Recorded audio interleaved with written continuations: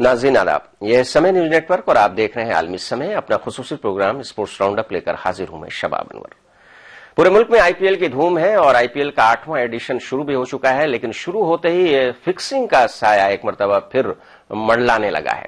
अंग्रेजी अखबार Indian express के मुताबिक राजस्थान रॉयल्स के खिलाड़ी ने बीसीसीआई की एंटी करप्शन टीम से फिक्सिंग के लिए लालच दिए जाने की शिकायत की है। प्रोग्राम के पहले हिस्से में हम बात करेंगे इस पर, और जब प्रोग्राम के दूसरे हिस्से में जो हम लौटेंगे तो बात करेंगे एक खातून हरियाणा से ताल्लुक रखने वाली बॉक्सर की, जिसकी हालत इतनी खराब हो गई कि उसे एक दूसरे घर में झाड़ू और पोछे पर मजबूर होना पड़ा। हालांकि मीडिया में खबर आने के बाद लोग मदद के लिए आए हैं, लेकिन सबसे बड़ा सवाल ये पैदा होता है कि इस मुल्क में जबकि मैरी कॉम जैसी बॉक्सर और दूसरी खेलों में ताल्लुक रखने वाली वेटलिफ्टर और दूसरे लोग भी हैं, जब इतना अच्छा मुजाहरा कर रहे हैं और ओलंपिक में भी अब मेडल्स आने लगे हैं, तो फिर भी स्टेट और नेशनल लेवल के खिलाड़ियों की हालत इतनी खस्ता क्यों है? प्रोग्राम के दूसरे हिस्से में हम बात करेंगे इस सिलसिले में, और इन दोनों मौजूआत पर बातचीत करने के लिए आज हमारे साथ स्टूडियो में मौजूद हैं senior sport journalist Mansoor Uddin Faridi साहब। इसके अलावा हम मोहम्मद इशाउद्दीन से भी बात करने की कोशिश करेंगे पहले सेगमेंट में, और जानेंगे कि क्या है आईपीएल 8 में जो कुछ हुआ है, जो इंकशाफ किया गया है, उसमें कितनी सच्चाई है, और बीसीसीआई का एंटी करप्शन ब्यूरो जो है वो कितना कारगर है इस वक्त और काम कर भी रहा है कि नहीं, बड़ा सवाल है। तो आइए शुरू करते हैं स्पोर्ट्स राउंड अप।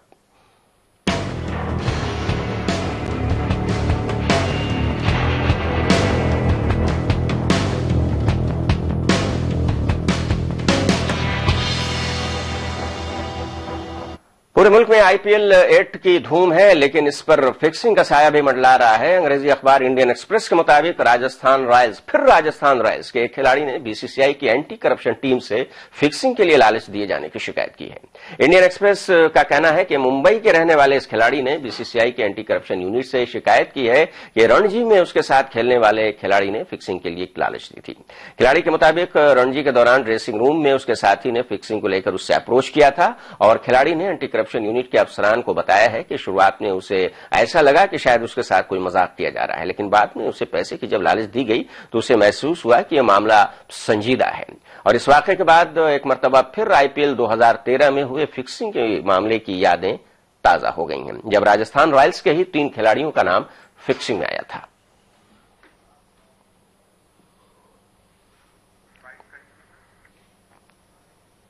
और वही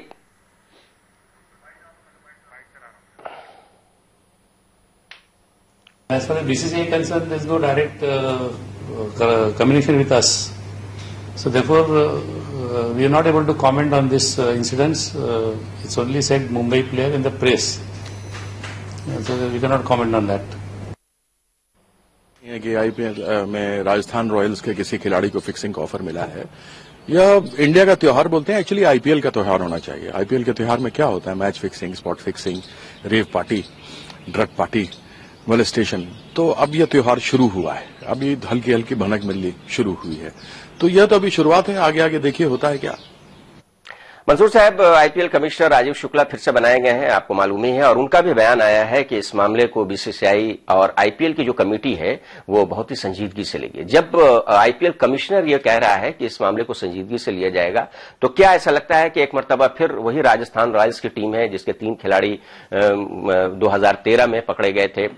किस तरह से ये कहा जाए कि या इस खिलाड़ी की तारीफ की जाए कि उसने बहुत पहले ही अप्रोच करने की जो खबर थी वो एंटी करप्शन ब्यूरो को दे दी और आगे मामला बढ़ने से रुक गया। इस खिलाड़ी की एक तरफ तारीफ की जाए, दूसरी तरफ जो एंटी करप्शन ब्यूरो की जो बात कही जा रही है बीसीसीआई की, वो एग्जिस्ट अगर कर रहा है तो कितना एक्टिव है, ये भी एक बड़ा सवाल है। और जैसा कि कीर्ति आजाद ने कहा कि ये तो एक तमाशा है, ये एक त्योहार है, तरह तरह की चीजें होती रहती हैं, अभी तो आईपीएल शुरू ही हुआ है। इसका मतलब ये है कि जो सीनियर्स क्रिकेटर्स जो हैं वो भी बहुत ज्यादा संजीदगी से आईपीएल को नहीं ले रहे हैं। बेशक देखिए शबाब साहब, 2 अच्छी चीजें। एक अच्छी चीज ये है कि जिसे पॉजिटिव चीज कह सकते हैं कि एक खिलाड़ी ने इन्फॉर्म किया मैनेजमेंट को कि एक वो तो काबिल तारीफ, मुझे ऑफर कर रहा है कोई फिक्सिंग के लिए। दूसरा जो नेगेटिव पॉइंट वो ये है कि इतने तनाजात होने के बावजूद, इतनी गिरफ्तारियां होने के बावजूद फिक्सिंग जो है वो यहाँ मौजूद है, उसका खात्मा नहीं हो पाया है। तीसरा पहलू ये है कि बीसीसीआई का जो रोल है उस पर आप उंगली उठा सकते हैं और उठ रही हैं, क्योंकि देखिए एक खबर अखबार में आने के बाद ये मुल्क को मालूम हो रहा है कि खिलाड़ी ने 1 महीने पहले बीसीसीआई को इसके बारे में इन्फॉर्म किया था, लेकिन पिछले 1 महीने से बीसीसीआई इस मामले में खामोश रहा। जब ये खबर मीडिया में आई है तब उन्होंने इसका एतराफ किया है कि इसका राजस्थान रॉयल्स के मैनेजमेंट ने इस तस्दीक की है, आईपीएल की गवर्निंग बॉडी ने तस्दीक की है, उसके बाद बीसीसीआई ने इसे तस्दीक कर दी कि ये मामला हुआ है। सवाल ये है कि 1 महीने से जब ये मामला था तो बीसीसीआई खामोश क्यों था? सबसे बड़ी चीज ये है। और जिस लड़ाई के लिए, जिस गंदगी को दूर करने के लिए हम बात कर रहे हैं, जिस इतनी बड़ी इस पे मुहिम शुरू की गई है खिलाड़ियों में बेदारी पैदा करने के लिए, उसमें अगर बोर्ड खुद ही सोता रहेगा तो फिर ये कैसे खत्म हो सकती है? तो ये चीज बहुत गौर करने की बात है कि बीसीसीआई को इसमें बहुत ज्यादा एक्टिव होना पड़ेगा। लेकिन आईपीएल बीसीसीआई का टूर्नामेंट है और बीसीसीआई के लोग ही आईपीएल के कमिश्नर भी आमतौर से बनाए जाते रहे हैं, और जो साबिक क्रिकेटर्स हैं जिनमें कीर्ति आजाद बहुत वोकल कहे जाते हैं, शुरू से ही हमने देखा है कि जब से उन्होंने क्रिकेट छोड़ी है उसके बाद से, चाहे वो बिहार क्रिकेट एसोसिएशन का मामला हो या क्रिकेट से जुड़े हुए और कुछ मामला हो, काफी अच्छे तरीके से कहा जाए काफी खुलकर बयान देते हैं। कीर्ति आजाद जिस तरह से बोल रहे हैं कि ये एक तमाशा है और ये सब तो होता ही रहता है, तो ये तो बहुत अफसोसनाक है। क्या सिर्फ पैसे वालों का एक बाजार है जो साल में एक बार गर्म हो जाता है और क्रिकेट की चकाचौंध देखने को मिलती है? बिल्कुल, इसका पॉजिटिव एस्पेक्ट क्या है? देखिए शहबाज बहुत सही बात कर, वो तनकीद कर रहे हैं तो गलत नहीं कर रहे हैं, क्योंकि अब तक जो 5 सालों 6 सालों में 7 सालों में आपने देखा है इसमें कंट्रोवर्सीज ज्यादा आई हैं सामने, तो और खासतौर से राजस्थान रॉयल्स का ज्यादा जुड़ी हुई है। इन कंट्रोवर्सीज को खत्म करने के लिए या उसको पूरा नेट क्लीन करने के लिए उसको आपने कोई इकदाम नहीं किया अब तक, या आप खुद सीधे नजर नहीं आ रहे हैं, तो उंगलियां उठेंगी, लोग उसे तमाशा कहेंगे। इसमें कोई शक नहीं कि पैसे का खेल है, इसमें ब्लैक मनी कहीं ना कहीं इन्वॉल्व है। ये इतना बड़ा गठजोड़ है कि इसको आप खोल नहीं सकते, आप मजबूर है देखने पे और दिखाने पे। तो इसमें वो जो भी तरकीद कर रहा है, चाहे वो कीर्ति आजाद हो या दूसरे हो, वो गलत नहीं कह रहे हैं, उनकी जगह बुनियाद है उनकी कहने की। T20 का फॉर्मेट है, T20 के वर्ल्ड कप भी खेले जाते हैं, अदर सीरीज भी होती है T20। अभी 50-50 का वर्ल्ड कप खत्म हुआ, उसके बाद ये जो चकाचौंध शुरू हुई है आईपीएल की 8वां एडिशन है। हालांकि बीसीसीआई बहुत कामयाबी के साथ इस टूर्नामेंट का इनेकाद कर रहा है और दूसरे मुल्कों ने भी कोशिश की कि आईपीएल के तर्ज पर लीग शुरू किया जाए, लेकिन इसमें कामयाबी नहीं मिली। बहुत कामयाब है, लेकिन जिस तरह से लगातार दागदार ये आईपीएल होता जा रहा है और एक मर्तबा फिर उसी राजस्थान रॉयल्स के खिलाड़ी को अप्रोच किया गया, बहुत ही ईमानदारी के साथ उसने आईपीएल शुरू होते ही इसका इंकशाफ भी कर दिया, तो क्यों नहीं सवाल ये बार बार उठ करके आता है कि बीसीसीआई या फिर आईपीएल की जो ऑर्गेनाइजिंग कमेटी है, अलग से उसके कमिश्नर हुआ करते हैं। राजीव शुक्ला बहुत पुराने क्रिकेट के ओहदेदार हैं, बीसीसीआई में वाइस प्रेसिडेंट रह चुके हैं, उन्हें फिर से दोबारा लाया गया इस ओहदे पर। तो क्यों नहीं पूरी तरह से एक स्कैनिंग होनी चाहिए कि अगर कोई किसी भी खिलाड़ी से अप्रोच करता है, और चूंकि इतने ज्यादा वसाइल बढ़ गए हैं अप्रोच करने के खिलाड़ी से, तो उन्हें रोका जाए और इसका दामन जो है पाक किया जाए पूरी तरह से बदनवानियों से। देखिए शबाब भाई, एक चीज इस मामले में सामने आ गई है कि आप बीसीसीआई ने इस बात को माना कि एक खिलाड़ी ने शिकायत की है, मगर बीसीसीआई ने ये कहा है, आज की खबर जो है, कि हमें इस बात की तह में जाना है कि वो खिलाड़ी कहीं आधा सच तो नहीं कह रहा है जी। कुछ बातों पे पर्दा तो नहीं डाल रहा है। तो इस पे आईपीएल की जो गवर्निंग बॉडी है उसमें नाराजगी है। वही कह रहे हैं कि एक खिलाड़ी जिसकी हौसला अफजाई की जानी चाहिए ताकि दूसरे खिलाड़ी सामने आए, ऐसे मामला। चलिए, ये मामला कहां तक पहुंचा है, कितना अपडेट हुआ है ये मामला, किस तरह का? राजीव शुक्ला का बयान भी आ गया है कि बीसीसीआई काफी संजीदा है। मोहम्मद इशाउद्दीन क्रिकेट के जाने माने स्टेटिशियन हमारे साथ मौजूद है फोन लाइन पर। मोहम्मद इशाउद्दीन, हालांकि ये दिन हो गए इस इंकशाफ को, अब क्या ये कंट्रोवर्सी अभी भी बरकरार है? क्या आईपीएल का दामन अभी भी कहा जाए कि बदनवानियों से पूरी तरह से धुला हुआ है? आईपीएल में क्रिकेटरों को मौका जरूर मिल रहा है खेलने का, नहीं लगातार तकरीबन हर आईपीएल में इस तरह के जो वाकयात सामने आ रहे हैं, उससे कैसे निजात मिल सकती है? ये बहुत ही नेगेटिव चीज है जो बीसीसीआई के सामने आ रही है कि लगातार जो है आईपीएल में इस तरह की कंट्रोवर्सी पैदा हो रही है और फिक्सिंग की जो बातें सामने आ रही है। राजस्थान रॉयल्स के खिलाड़ी ने कहा उन्हें अप्रोच किया गया। तो अगर बीसीसीआई सचमुच में क्रिकेट को बिल्कुल साफ सुथरा रखना चाहता है, तो जैसा कि प्रेसिडेंट साहब ने कहा कि बिल्कुल उनको एक कमेटी बनानी चाहिए और जिस तरह से वो आईपीएल साफ सुथरा रखना चाहिए। पहली बात तो ये। दूसरी बात ये कि अगर बीसीसीआई ने अब तक नहीं किया और राजीव शुक्ला ये कह रहे हैं कि भाई जो वो बड़ा संजीदा है, बोर्ड इस मामले में करना चाह रहा है और खिलाड़ी जो है कितना सच बोल रहा है, तो ये मामले से थोड़ा हटके वो बोल रहे हैं, ये सही नहीं लग रहा है उनके। लेकिन एक सवाल ये भी पैदा होता है इशाउद्दीन की, वो खिलाड़ी जो कह रहा है कि अप्रोच किया गया है, वो कितना सच बोल रहा है? इसकी सच्चाई की जांच कैसे होगी? नहीं, सबसे बड़ी बात है कि जब तक बोर्ड जो है इस तरह की कमेटी नहीं बनाएगी तब तक जांच कैसे होगा। 2 दिन पहले जो है जिस दिन ये इसका खुलासा हुआ था, अनुराग ठाकुर ने बीसीसीआई के सचिव ने कहा था कि भाई जब बिना कमेटी के जांच नहीं हो पाएगी तो फिर अब बनाएगा कौन कमेटी तो आप ही को बनानी है। तो राजीव शुक्ला अगर ये कहते हैं कि कितना सच बोल रहा है इसकी जांच होनी चाहिए। ये दूसरी बात, ये मुद्दे थोड़ा हट के बोल रहे हैं, ये ऐसा उनको नहीं करना चाहिए। मेरे ख्याल से जो है कमेटी पहले आप बनाइए और साफ सुथरा करने की कोशिश कीजिए। खिलाड़ी को सीधा आरोप ये कि वो कितना सच बोल रहा है और न बोल रहा है, ये तो बात की बात है। पहले तो आप कमेटी बनाइए और बताइए लोगों को कि ये कितना साफ सुथरा है। केवल सभी फ्रेंचाइजियों पर यह कह के आप इस मामले को टाल नहीं सकते। बीसीसीआई या आईपीएल गवर्निंग बॉडी टाल नहीं सकता कि भाई सभी टीमों के पास जो है अपना सुरक्षा इकाई है।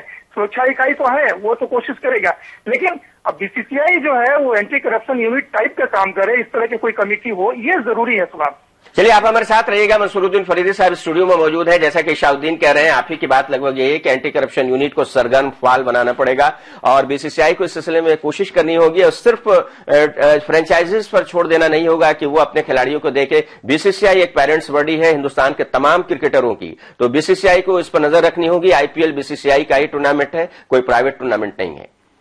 देखिए शबाब भाई, एक चीज देखिए, आप गौर इस पर करिए कि 2 पहलू हैं इसके। एक तो ये कि जब कोई खिलाड़ी पकड़ा जाता है, कोई खिलाड़ी इन्वॉल्व है फिक्सिंग में, उसके ऊपर कार्रवाई जो है बीसीसीआई कर सकता है जो इसके दायरे के अंदर आता है। चाहे उसका एक सिंपल तरीका है कि आप बैन कर दें किसी खिलाड़ी को, लेकिन क्रिकेट दायरे के बाहर, बीसीसीआई के इख्तियारात से बाहर जो लोग हैं, जो फिक्सर्स हैं, जो बुकीज हैं, जो करते हैं, और उन पे जब तक आपका शिकंजा नहीं कसेगा, मेरे ख्याल में आपकी ये बुराई खत्म नहीं हो सकती है। और उसके लिए आपको कानून लाना पड़ेगा, क्योंकि देखिए इस वक्त इंडिया में टेक्निकली बैटिंग का और फिक्सिंग को जो है इलीगल नहीं माना जाता है। ठीक है, तो उसमें आपको अगर देखिए हर क्रिकेट बोर्ड बीसीसीआई में सारे यूनिट्स में पॉलिटिशियन बैठे हुए हैं जो पार्लियामेंट में बैठते हैं। अगर वो चाहें तो ये कानून पार्लियामेंट पास कर सकते हैं जिसके तहत आप इसको पूरे के पूरे निजाम को, जो सिस्टम है जुए का, फिक्सिंग का, इसको आप इलीगल करार दे सकते हैं। तो जब तक वो आपको जो आउटसाइड से जो लोग हैं, जिन्हें हम कह सकते हैं कि शैतान जो बाहर मंडला रहे हैं बहकाने के लिए खिलाड़ियों को, उनको जब तक आप पकड़िएगा नहीं, उनका असर अंदर आता रहे। बिल्कुल सही। पिछले प्रोग्राम में शाहुद्दीन ने भी कहा था कि इस तरह के वाकयात पहले भी होते रहे, न सिर्फ क्रिकेट बल्कि दूसरे खेलों में भी, लेकिन इस तरह की खबरें जब खेल शायकीन तक पहुंचती हैं तो उन्हें ऐसा लगता है कि जिस खेल के लिए हम जान देते हैं, जिस खेल के लिए हम अपने घंटे सर्व करते हैं, अपनी पढ़ाई को नुकसान करते हैं, उस खेल में इतनी गंदगी है तो उन्हें बहुत अफसोस होता है। किस तरह से क्रिकेट शायकीन के अंदर फैली हुई गलतफहमियों को दूर किया जाए शाहुद्दीन, क्योंकि आप देख रहे हैं कि नई नस्ल के जो खेल शायकीन हैं वो अब बहुत तेजी के साथ फुटबॉल की तरफ आगे बढ़ रहे हैं।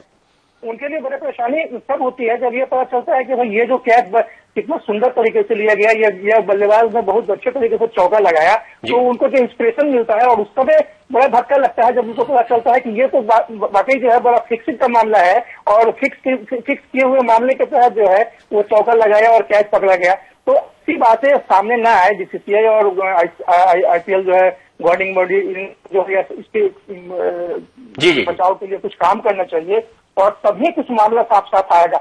दूसरी बात यह कि ऐसा नहीं है कि सारे खिलाड़ी जो है वो इसमें लिप्त होते हैं, कुछ ही खिलाड़ी होते हैं, तो जो शायकीन है उनको जो है ज्यादा मायूस होने की भी जरूरत नहीं है। ये ठीक है कि हर चीज के नेगेटिव चीज होते हैं, हर नेगेटिव पहलू होते हैं, लेकिन उनको मायूस भी नहीं होना चाहिए क्योंकि बहुत सारे अच्छे परफॉर्मेंस खिलाड़ियों को। बिल्कुल, क्रिकेट शायकीन को मायूस होने की जरूरत नहीं है। आईपीएल हिंदुस्तान का और बल्कि दुनिया का वाहिद एक ऐसा क्रिकेट का प्रीमियर लीग है जो कि पिछले 8 वर्षों से बहुत ही कामयाबी के साथ मुनक़िद किया जा रहा है और हम उम्मीद करते हैं कि जिस तरह के धब्बे और दाग लग रहे हैं उसे बीसीसीआई धोने की कोशिश करेगा। आईपीएल के एक अलग गवर्निंग बॉडी है, वो भी कोशिश करेगी। राजीव शुक्ला पर पूरी जिम्मेदारी एक मरतबा फिर आ गई है ताकि इस तरह के जो वाकयात पेश नहीं आए और अगर किसी खिलाड़ी को अप्रोच किया जाता है तो उस खिलाड़ी को सबसे पहले खिलाड़ी का नाम लेना चाहिए और पूरी अगर कहा जाए कि ट्रांसपेरेंसी के साथ सब कुछ होना चाहिए। शुक्रिया अदा करेंगे। ब्रेक का वक्त हो गया यहां पर मोहम्मद शाहुद्दीन फिक्सिंग के मामले पर हमसे बातचीत करने के लिए स्टूडियो में मौजूद रहेंगे मंसूरुद्दीन फरीदी साहब। ब्रेक के बाद जब लौटेंगे तो हम बात करेंगे हरियाणा की एक ऐसी खातून बॉक्सर की जिसकी हालत माली तौर पर इतनी खस्ता है कि वो दूसरे के घर में झाड़ू और पोछा लगाने को मजबूर हो गई है। लेते हैं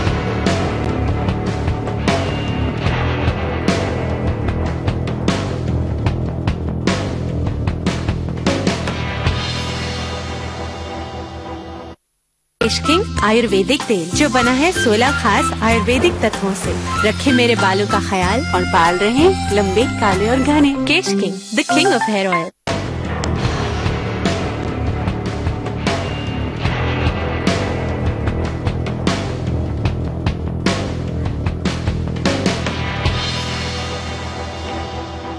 वक्फे के बाद एक बार फिर आपका खैर मकदम है। आप देख रहे हैं हमारा हफ्तावार खुसूसी program sports round up. Studio में मौजूद हैं मंसूरुद्दीन फरीदी और अब बात करते हैं एक हरियाणा की एक ऐसी बॉक्सर की जो कि स्टेट लेवल की बॉक्सर है और उसकी माली हालत इतनी खस्ता हो गई कि उसे घर से बाहर निकल के दूसरे घर के अंदर जाकर झाड़ू पोछा का काम करना पड़ा। जी हां, हरियाणा के कैथल की 16 साल की रिशु मित्तल स्टेट लेवल की गोल्ड मेडलिस्ट बॉक्सर हैं, लेकिन वो घरों में काम करके अपना गुजारा करने को मजबूर हो गई हैं। गरीबी की वजह से रिशु मित्तल का कैरियर दांव पर लग गया है और वह दूसरों के घरों में काम करने को मजबूर है। रिशु मित्तल के कोच राजेंद्र सिंह का दावा है कि अगर रिशु को इक्तिसादी मदद मिले तो मुल्क को एक और मैरी कॉम मिल जाएगी।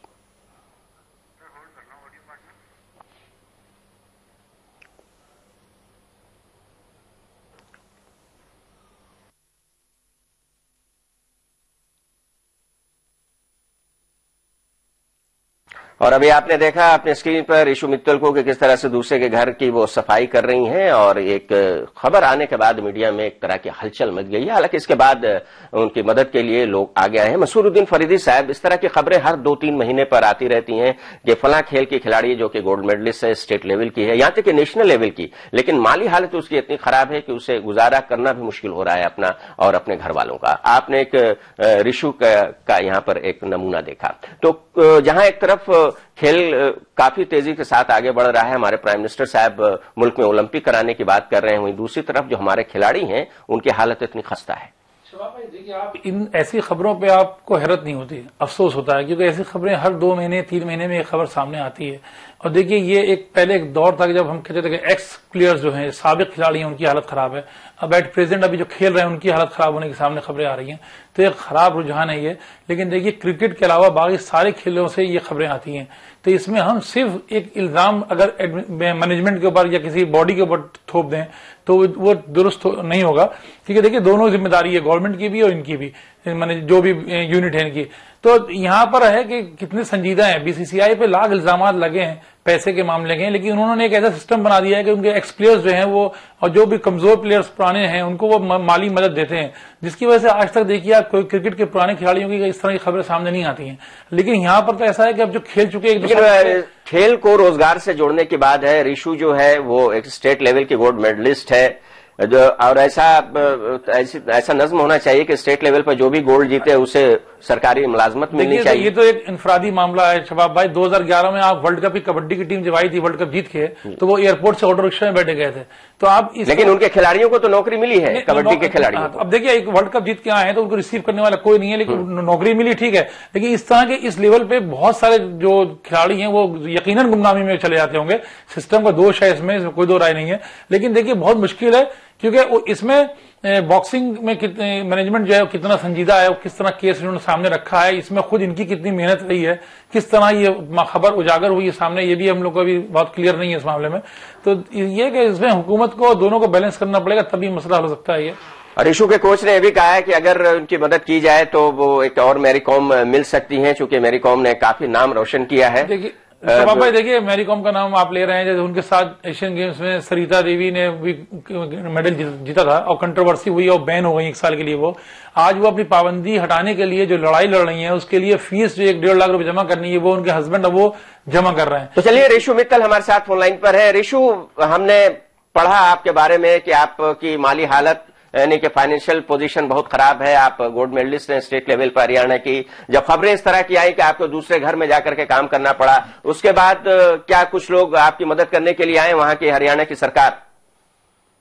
सर, मैं हरियाणा की सरकार ने जो मेरे को बोला है, उन्होंने मेरे को सिर्फ आश्वासन दिया है कि हम आपकी मदद के लिए आगे आएंगे, लेकिन मेरे को ज्यादातर हाथ सर हरियाणा के आए, कह सकते हैं हमारे जो हरियाणा के सर मेरे को ज्यादातर हाथ आए, लेकिन सिर्फ आश्वासन के। जो मेरे को मदद आई है सर वो बाहर के देशों से आई है, जैसे दिल्ली हो गया सर, चंडीगढ़ हो गया। मैं उनका धन्यवाद करना चाहूंगी कि उन्होंने मेरी हेल्प की। तो चलिए, मदद आपकी हो रही है। और एक सवाल यहाँ पर लोग जानना चाहते हैं, पूरे मुल्क के लोग, हरियाणा के लोग तो जानते ही हैं आपके बारे में, कि क्या ऐसी क्या वजह हो गई कि आपको अपना घर छोड़कर दूसरे घर में जाकर के झाड़ू पोछा करना पड़ा? जो कि अखबारों में जो तस्वीरें आपकी आई हैं वो क्या दूसरे घर की हैं या आपके घर की हैं? सर वो दूसरे घर की है। मैं कहना चाहूंगी कि सर मेरी मजबूरी थी कि मैं उस टाइम हमारे पास पैसे नहीं थे, हमें काम करना पड़ा।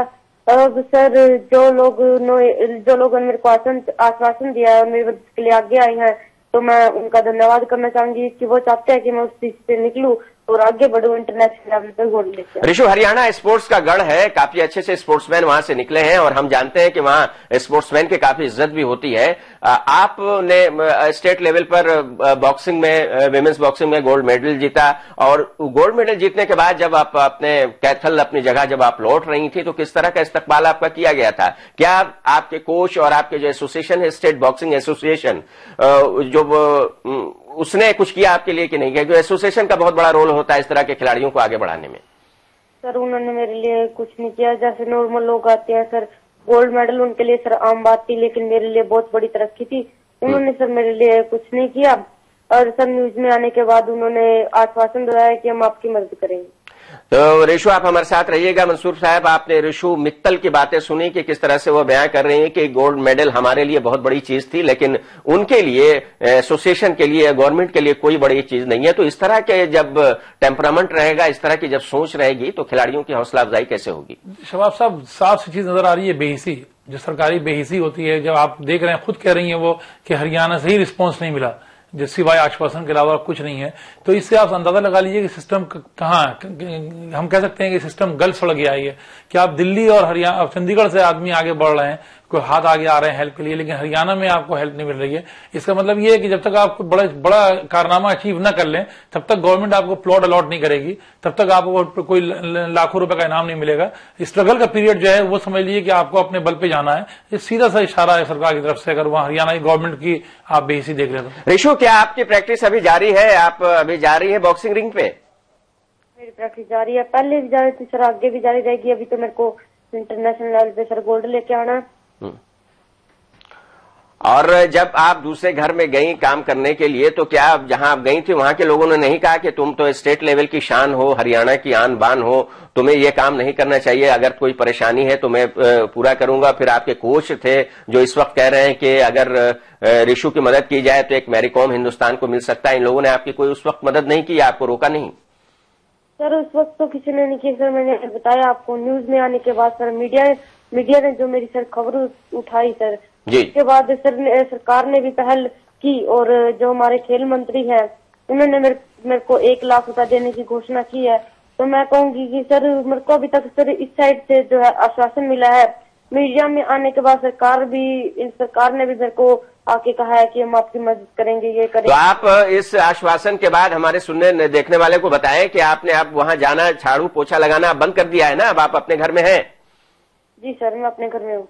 और आपको 1 लाख रुपए का इनाम देने के स्पोर्ट्स मिनिस्टर ने भी ऐलान किया है, उससे आप जाहिर सी बात है खुश हैं। और हम सभी लोग, ऋषु मित्तल आपके साथ हैं। अगर किसी भी तरह की आपको परेशानी हो अपने कैरियर के दौरान या फिर कोई फाइनेंशियल प्रॉब्लम अगर आड़े आता है, तो आप जरूर अपने लोगों से कहिएगा और मीडिया के लोगों से भी कहिएगा। और हम चाहते हैं कि जिस तरह से मैरी कॉम हमारे मुल्क में मुल्क की शान बनी है, उसी तरह से ऋषु मित्तल हरियाणा के आगे निकले। और जिस तरह से आपने स्टेट लेवल पर गोल्ड मेडल जीता है, उसके बाद नेशनल लेवल पर जीते और उसके बाद इंटरनेशनल लेवल पर भी हिंदुस्तान के लिए बॉक्सिंग में गोल्ड मेडल जीते। बहुत बहुत शुक्रिया हमारे साथ बात करने के लिए। मंसूर साहब, आपने सुना सभी बातें, काफी मायूसी झलक रही है उनकी बातों में। उनकी बात सही ऐसा लग रहा है क्योंकि बहुत ही मजबूरी में कोई अपने घर की चारदीवारी से कोई खातून खासतौर से निकलती है दूसरे के घर में काम करने के लिए। स्टेट लेवल की गोल्ड मेडलिस्ट, आपने कहा कि बेहिसी एक बहुत ही अच्छा लफ्ज का आपने इस्तेमाल किया। तो इस तरह की बेहिसी अगर अपने खिलाड़ियों के साथ होगी तो खेल कैसे परवान चढ़ेगा? क्या फिर हम यही मान के चलें कि हमारी गवर्नमेंट और हमारे जो और स्पॉन्सर्ड हैं उनमें सिवाय क्रिकेट के और भी कोई गेम जो उनकी प्रायोरिटी में नहीं है? नहीं, बिल्कुल, देखिए इसमें तो कोई शक नहीं कि देखिए क्रिकेट के आगे सब बौने नजर आ रहे हैं। और जो भी जैसे जिस मामले को आपने उठाया है, जिस तरह मीडिया की अटेंशन मिलने के बाद ही कुछ इंसाफ हो रहा है, जो लोग बहुत दबे हुए उनके साथ, ये मामला भी सामने आया, मीडिया ने उठाया इसको, तो इनको जो भी मदद मिल रही है वो मीडिया की वजह से मिल रही है। मेरे ख्याल में इस पूरे मामले में मीडिया बहुत पॉजिटिव रोल प्ले कर सकता है कि वो इन सब चीजों को नुमाया तौर पर पेश करे। गवर्नमेंट के सामने प्रेशर वहीं बन सकता है मीडिया से।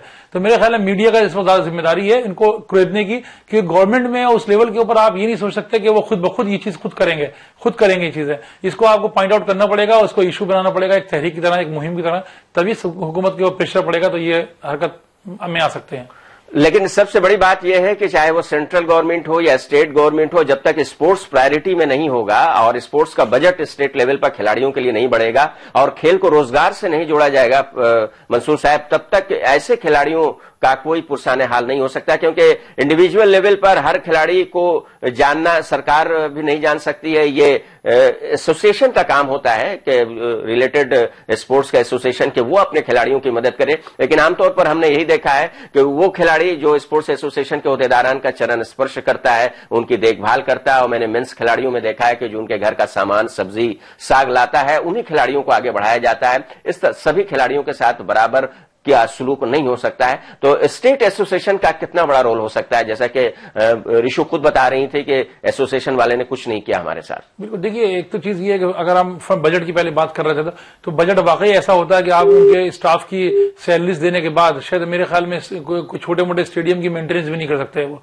तो इसलिए तो बजट तो बड़ा इनाम है, इसमें कोई शक नहीं है। लेकिन ये कि स्टेट यूनिट जो भी है, चाहे बॉक्सिंग की हो, चाहे वो कुश्ती की हो, चाहे किसी भी गेम की हो, उसकी जिम्मेदारी बनती है कि वो प्लेयर्स को सामने लाएं या उनकी प्रॉब्लम को सामने रखें। अब सवाल यह है कि उस पर कौन लोग रूल कर रहे हैं और उनका कितनी संजीदगी है। तो सबसे बड़ी प्रॉब्लम यह है कि हमारी हाई यूनिट के बाद पॉलिटिशियनों का कब्जा है, तो उनके पास अपनी इतने काम होते हैं कि वो इसकी तरफ ध्यान नहीं दे पाते हैं।